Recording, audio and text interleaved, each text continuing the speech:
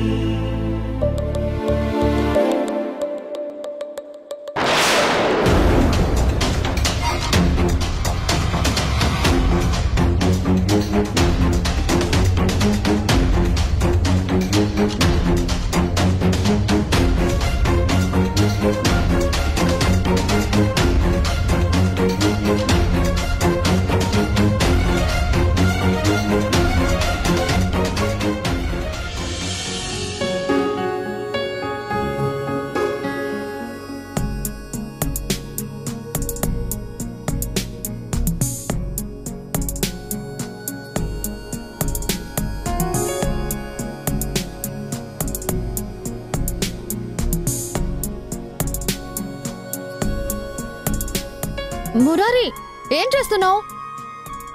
ఇన్నాళ్ళు ఈ ప్రకృతిలో అందమైన పాలపిట్టనే చూసేవాణ్ణి. ప్రకృతికి పరవశించిపోయి పక్షులు ఇలా వచ్చి వాలుతూ ఉంటే ఎంతో అందంగా కనిపించేవి. కాని ఈరోజు ఈ పచ్చని ప్రకృతిలో నువ్విలా తలకి పాగాలా కట్టుకొని కొబ్బరి బొండం తాగుతుంటే ఎంత అందంగా ఉన్నావో తెలుసా? అందుకే ఈ వీడియో తీస్తున్నాను. ఇది ఎప్పటికీ మనకి గుర్తుగా నా గుండెల్లో భద్రపరుచుకుంటాను.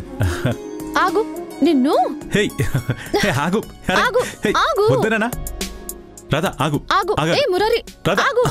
అరే అరే ఏంటి రాధా ఇది? ఇప్పుడు నువ్వు నన్ను వీడియో తీస్తున్నావేంటి? ఇంత మంచి ఊరుని, ఇంత గొప్ప ప్రేమని పరిచయం చేసింది నువ్వే కదా. అందుకే నీ రూపం ఎప్పుడు నా గుండెల్లో ఎంతో అందంగా ఉంటుంది. ఆ రూపం ఈ వీడియోలో ఇంకా ఎంత అందంగా ఉంటుందో చూస్తున్నాను.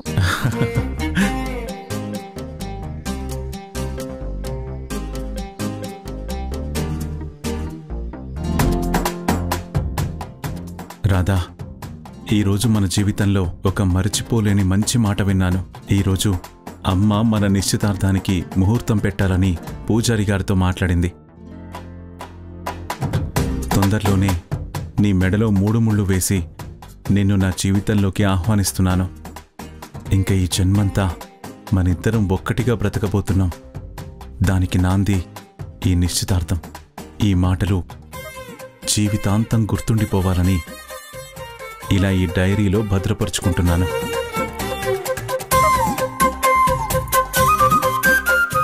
ఏంటబ్బాయి గారు, ఏం రాస్తున్నారు డైరీలో? మీ జీవిత చరిత్ర?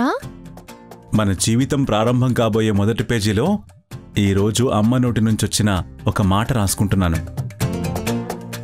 ఆ మాట ఎప్పటికీ గుర్తుండిపోవాలని, ఈ రోజుని ఎప్పటికీ మర్చిపోకూడదని ఇలా డైరీలో భద్రపరుచుకుంటున్నాను. ఏంటో అంత గుర్తుపెట్టుకునే మాట.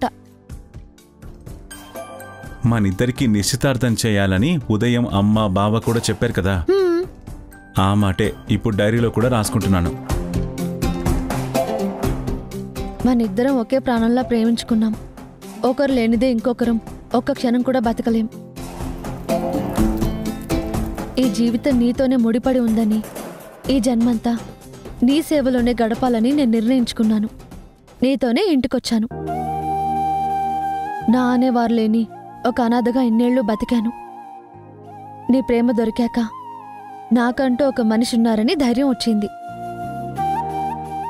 నీ కుటుంబాన్ని చూశాక నా వాళ్ళందరూ ఉన్నారన్న ఆశ నాలో చిగురించింది. ఇంత మంచి కుటుంబంలో నేను కూడా ఒక భాగస్వామిని కాబోతున్నానన్న మాటే నాకు పట్టలేనంత ఆనందంగా ఉంది. ఇదంతా నీ వల్లే జరిగింది. ఎన్ని జన్మలెత్తినా నీ రుణాన్ని నేను తీర్చుకోలేను.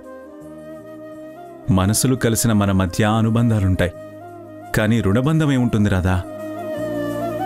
నిన్ను చూడగానే నువ్వే నా జీవితం అనిపించింది. నీ సహచర్యంలో నేను ఎంతో సంతోషాన్ని అనుభవిస్తున్నాను. నేను నీకు దొరకడం నీ అదృష్టమని నువ్వంటున్నావు. నీలాంటి అమ్మాయి నా జీవితంలోకి రావడం నా అదృష్టమని నేను అనుకుంటున్నాను.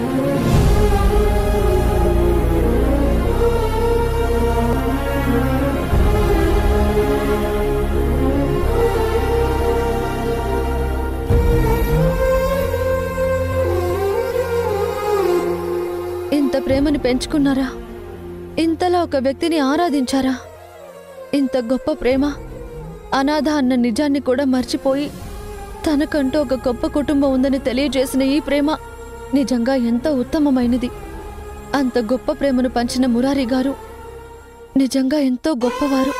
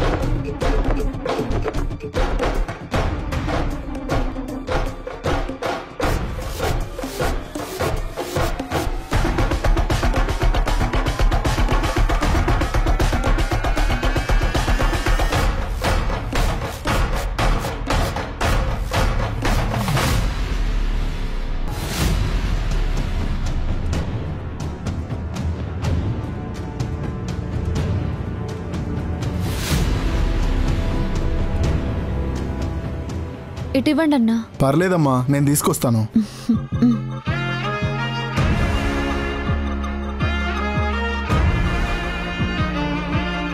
ఎక్స్క్యూజ్ మీ, మేము అన్నపూర్ణ హోమ్ ఫుడ్స్ నుంచి వచ్చాము.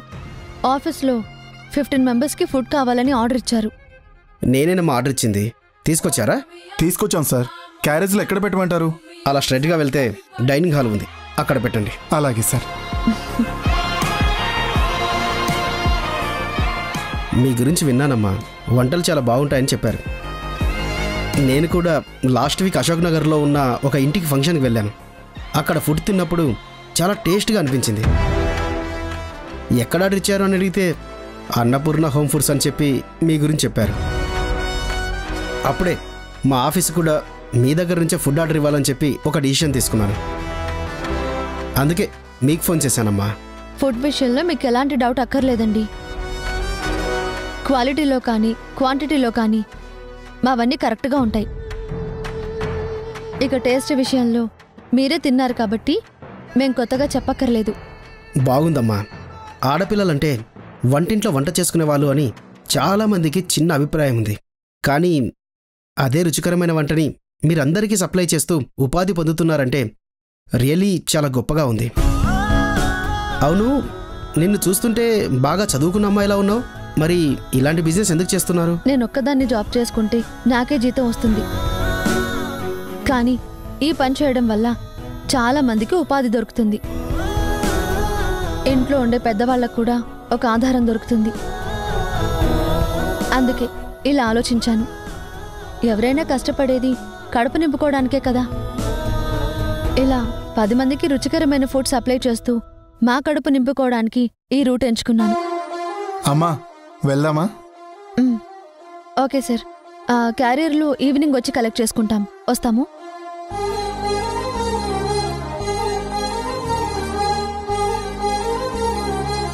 ఇదిగో అమ్మా, అడ్వాన్స్ తీసుకో. అవును, ఇంతకీ మీ పేరేంటో చెప్పలేదు? రాధ.